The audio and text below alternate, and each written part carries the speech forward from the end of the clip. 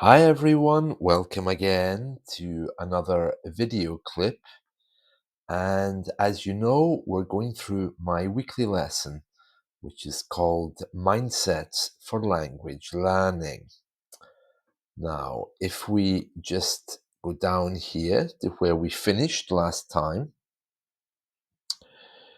I think we finished around here. The last one we did yesterday, I had seen heads roll for this, which simply means that I had seen people fired.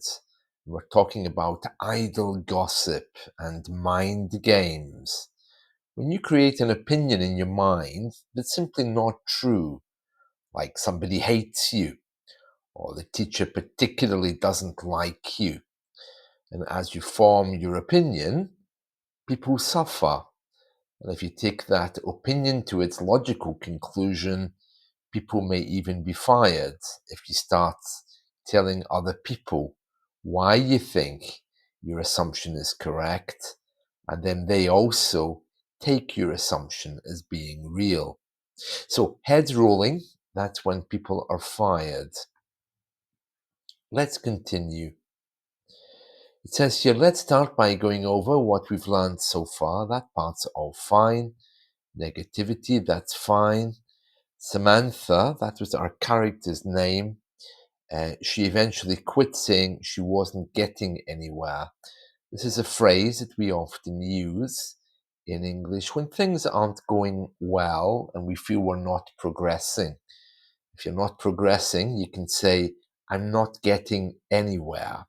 It's like sitting on a bus that's not moving.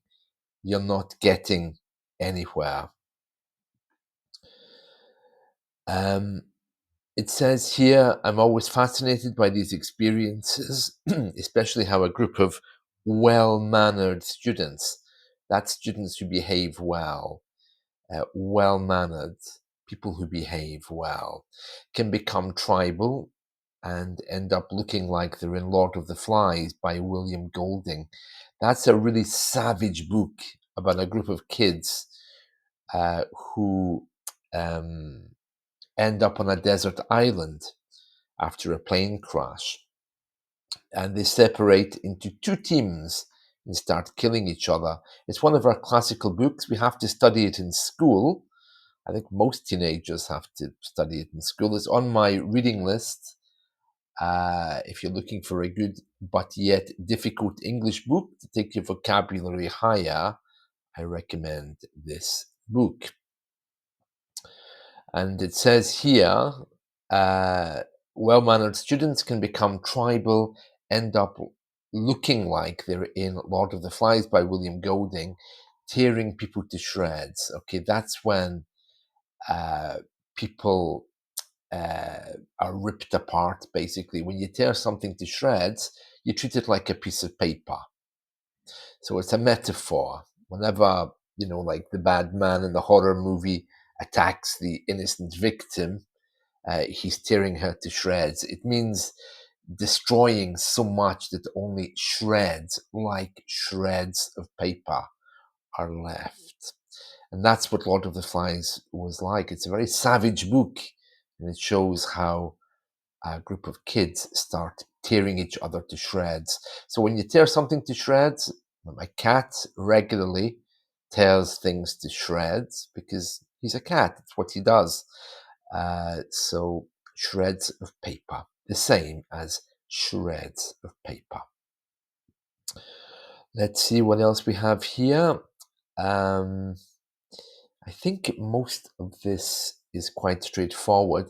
A breeding ground for arrogance. Okay, if something is a breeding ground for anything, a breeding ground is where something festers, something is being nurtured, something is growing up or has been created and is getting older and getting ready to be used. So this group became a breeding ground for arrogance. Uh, Other meetings might become a breeding ground for corruption, let's say.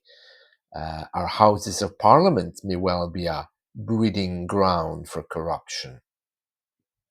Some people might say schools are breeding grounds for uh, kids misbehaving. Prisons are breeding grounds for terrorism, for example. By the way, these are just examples. I'm sure it's not true.